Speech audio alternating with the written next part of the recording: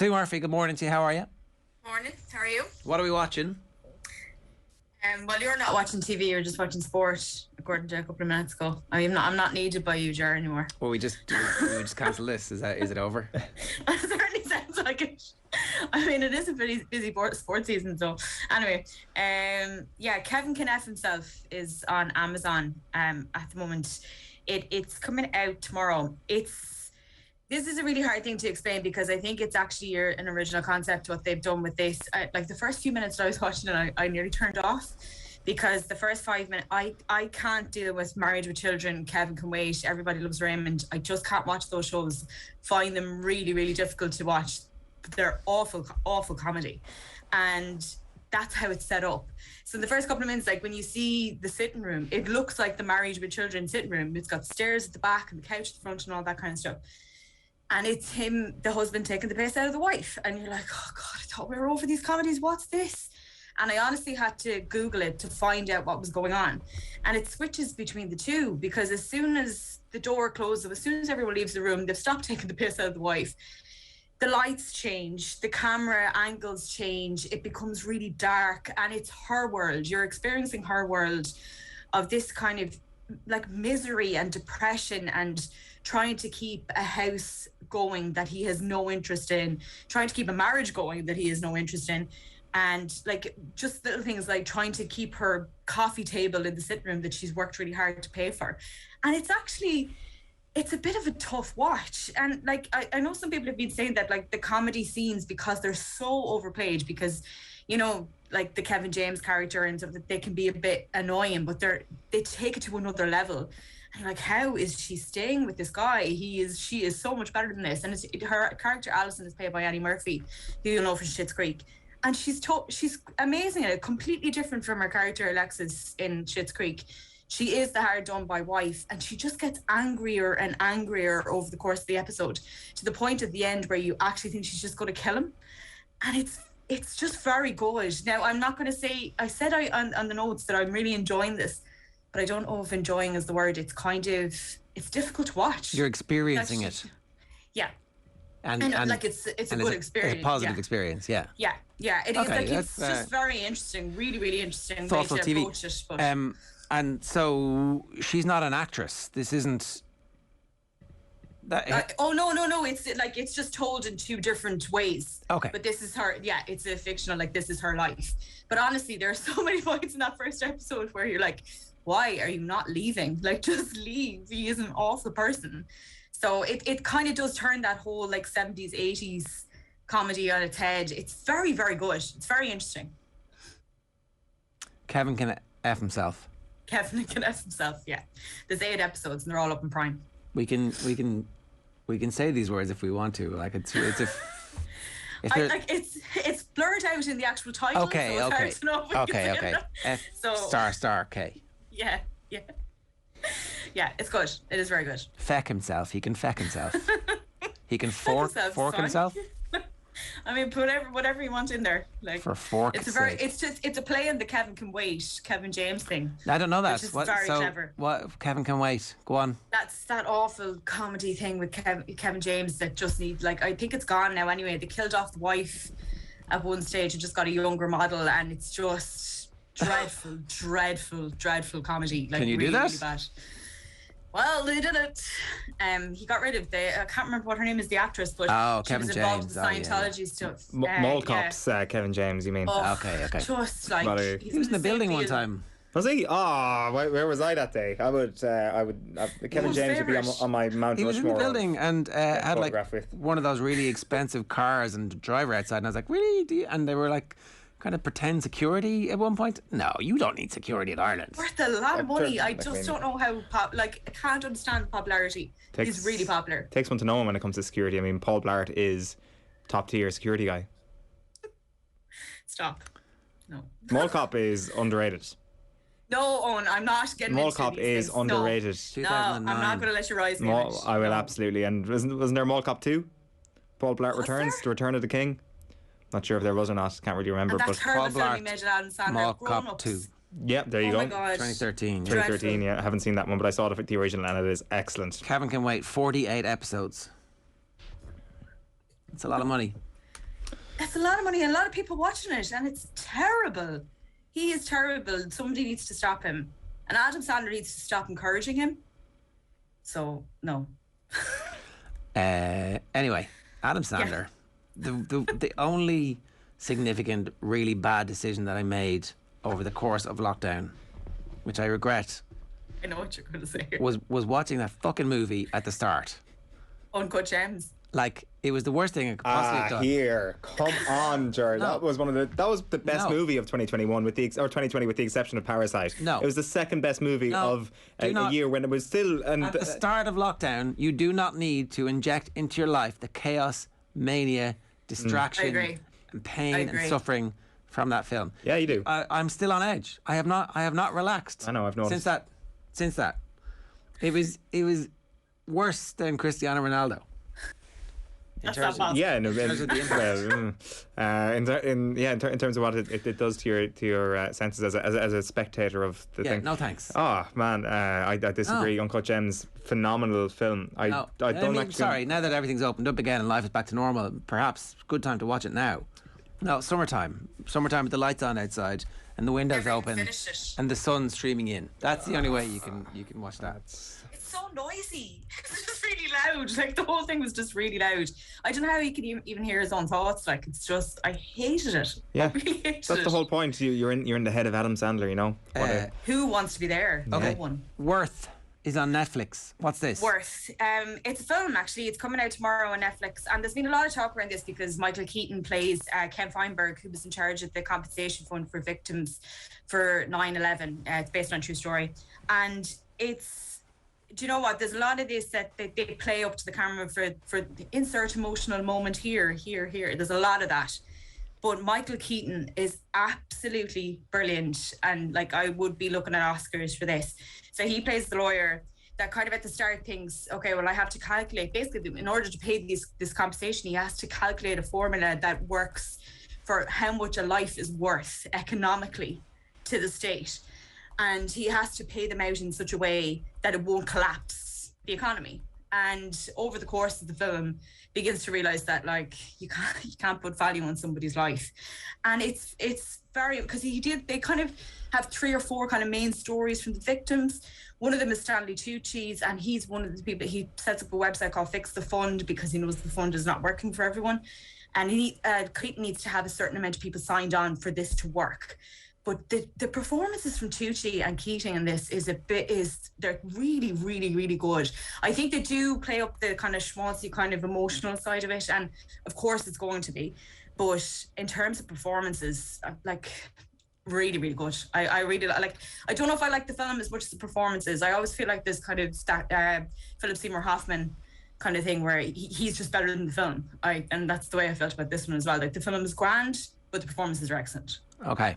I'm always a bit like, am I going to give 2 hours of my life to something that's only grand? I'm not sure. So you're not. But it'd be worth it for Keaton's. Like, honestly, Keaton is brilliant in it. Okay. Really, really good. Okay, so this will live with you. The narrative might disappear. It sounds okay. Okay, grand. Something you might have missed. I actually picked a podcast this week because after we talked about the American Crime Story that's going to deal with Clinton and Michael Lewinsky, I went back to listen to Slow Burn. I don't know if you've listened to these podcasts. They're Slate Plus podcasts, and they do deep dive into American politics. And the second series is on Clinton and the Lewinsky trial. Now, I was in my teenage years when that happened, so I had an idea of what had happened with Clinton and Lewinsky, but that idea was completely wrong. Like, I didn't realize it was so long after it happened that he was impeached. I didn't realize that their affair had gone on for quite a while. For some reason, I thought it was much shorter than it was. I think when you remember that in your past, you have kind of misconceptions about what happened, and then just listen to this has just been absolutely amazing. And they're like half-hour, 40-minute episodes. The amount of information they pack into an episode is unbelievable, and the interviews and the access they have to people is incredible. But it really tells the story, and they've really figured out how to, like, tell the story properly from start to finish from all sides. Is Lewinsky in it? Side, no, she wouldn't be. Linda Tripp who was the one who kind of set her up, but Lewinsky isn't in it. They kind of go back to her biography and to previous interviews. She doesn't do a lot of interviews. She doesn't talk about this that much, as you can imagine. And they don't really have access to the Clintons on the other side, but they talk to pretty much everyone who's involved on both sides, like lawyers, activists, and it's fascinating. It's really, really good podcast. And the first one is Watergate. It then moves on to Iraq. So I'm going to get through the rest of them, but I wanted to listen to the Clinton one before American Crime Story because I really feel like I had the wrong idea about what had happened. So there's an American Crime Story coming out about Lewinsky. Yeah, and this is separate. Yeah, exactly. Okay. So I just wanted to get have an idea of what actually happened before I went to watch the fictionalized version. And definitely there's been a change around Lewinsky in terms of how that woman was treated in media. I think a lot of people now go, we didn't treat her very well. Certainly didn't treat her very well. So it's just interesting to hear how she had called her mother in desperation, or the people around her. She really believed this was a proper relationship, and she was very hard done by for what came out of this. But it's fascinating. Honestly, I really highly recommend it because you won't feel the episodes going. Just fly. I'm on episode 7 already. It's really, really good. Okay. Other stuff that you're watching? Vigil on BBC. I don't know if you guys have been watching it. It's so good. It's what is it? World Productions. You'd be able to get a hold of the 2 episodes if you go looking, I'd say. The same guys who do Line of Duty. So it's very good. When I'm trying to explain this story, there's a lot going on in it. But basically, a crew member is found dead on a nuclear deterrent ship, submarine, off the coast of Scotland. And they send a detective in because it happens in an area which is considered British territory. She has to go and investigate the crime, but she goes into the submarine and, of course, has a fear of confined spaces because the plot wouldn't work otherwise. But it's brilliant. Saran Jones is really, really good in it. She plays the detective. And I think there's a lot of people that are really addicted to it. The first episode came out last week. Second episode was on Monday night, and there'll be 2 now this weekend. Sorry, from this weekend to be on Sunday. Really, really good. Really good BBC World production. Okay. And Modern Love, you've been talking about this a good bit. Yeah, still watching it. Again, it's one of those things you just turn your brain off, but it's nice. It's just nice TV. If you want to get away from watching crime stuff and true crime stuff, it's just, and people that I honestly thought would not be interested in this at all have texted me saying, "Oh, I really love Modern Love. It's just nice." Okay. If you want to watch nice TV, that's what you're looking for. The French, the Parisian estate agents thing is actually quite good. There's a family of estate agents. Is that what it's called? What's it called? Parisian Agency, is that what it's called? I'm not sure. It's on Netflix. You can't miss it. 9 Perfect Strangers. You told me to be the canary in the coal mine for this, and the canary's dead. I'm still trying because it's another one of those situations where there's really, really good performances. Hey, the bird's not singing anymore. It's dead. Yeah. Let's get out of here. Not feeling it. A lot of people are saying it's really good, but I'm just not feeling it at all. It's really Does slow. White Lotus get better, or kind of 1 3/4 episodes in and it's grand so far? Yeah, I'm on the 3rd episode and I kind of understand what you mean, but I really feel like it's building to something. Well, better get there quick. I just love the dialogue. I love the characters. I think they're brilliant. They're very well sketched out. You know exactly who these people are after the first episode. Yeah, in fairness, bits of it have been decent so far. So I'm not giving up on it. And how far along in your Sopranos rewatch are you? I'm nearly finished season 2 now. I'm on to season 3. So, yeah. It's just, I was saying that to Owen last week. I didn't realise how spoiled I was with how good the Sopranos was. And just the rewatch has changed so much about the characters for me because I haven't watched it in nearly 20 years. So, what's happening? So don't tell me which part. Tell me the plot. What's going on? We're very much focusing on the pussy thing, and it's just that episode where Christopher decides that he wants to be. It's the Jon Favreau episode. I love that one. Just, you're watching Jon Favreau go, how did he agree to this? He's literally taking the piss out of himself here. But Christopher really annoyed me more on the rewatch than he annoyed me in the first. I just can't deal with his character. I find him really annoying. Oh, he gets worse. He is a despicable person. You just get to a point where you're I could kind of understand where Tony's coming from in the end, you know? That's a bit harsh maybe, but you know what I mean? Well, I think everybody's on Tony's side, and that's the genius of the whole thing, is this murderous psychopath who you're yeah, you go, Tony. We're going to win this thing. Thinking that, because the thing with Richie, when Richie gets out of prison, there should be an element of you going, I can kind of understand where this guy's coming from. He's been kicked off his street, his brother is dead, there's loads of things that have happened to him, and you don't side with him at all. You can immediately just go, oh, Tony has to deal with this guy. Get rid of him. The Manson lamps. OTB AM is brought to you by Gillette. Good morning. Start with Gillette with your best face forward with their new and improved razors. Is there anything you're watching, Owen, you want to...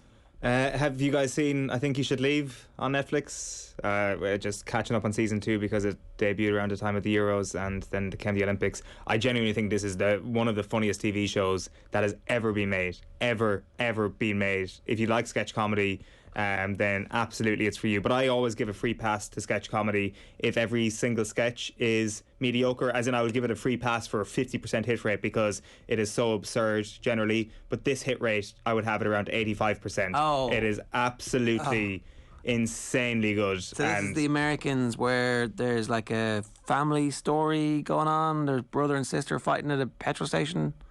Don't think so. This is Tim Robinson. There's like a couple of high-profile cameos in it. Bob Odenkirk is in the most recent season, in what is one of my favourite scenes of it. Like, I mean, this is the former Saturday Night Live writer who basically he's actually been on the record and said some of the sketches that are in this show were rejected for SNL. And I'm like, what are you doing? Who made the executive decision to cut any of these? I don't know which ones were rejected or not, but they're all absolutely good enough to be on SNL. It is genuinely, it could possibly be the funniest thing ever if this goes on to season 3 and 4 and keeps up this rate, because it is perfect. Not to take us down a complete tangent, but is SNL not shite? God, it is, yeah. Yeah, so like that's the whole point. That's my point. Is like all of these are good enough to get on modern day SNL, no question. So even if it was the worst of his sketches that was rejected for that show, it just doesn't make sense. It is, I don't know, like, I mean, I don't know. It's like Mick McCarthy not playing Matt Doherty and Seamus Coleman. SNL not picking this guy's sketches. This guy is the most talented. This guy's the most talented writer in the world, and he's got an incredible team of writers around him as well. Watch it if you haven't seen it. I accept I'm months behind it this season, but there was a lot of sport on this summer, and every episode's like 15 minutes. That is the analogy the metaphor, the analogy that I'm here for. Yeah, exactly. And I mean, just think about how much happier your life could have been had you picked this thing up sooner, basically, is where the analogy ends. Watch it if you like happiness. Sue, good stuff. Anything else? Oh, that's it. Well, that's all the time I have in a week. All right. That's plenty. Thanks very much. Every Thursday around about this time we give you some advice about what's coming up over the weekend to watch and to get your teeth stuck into from Sue Murphy.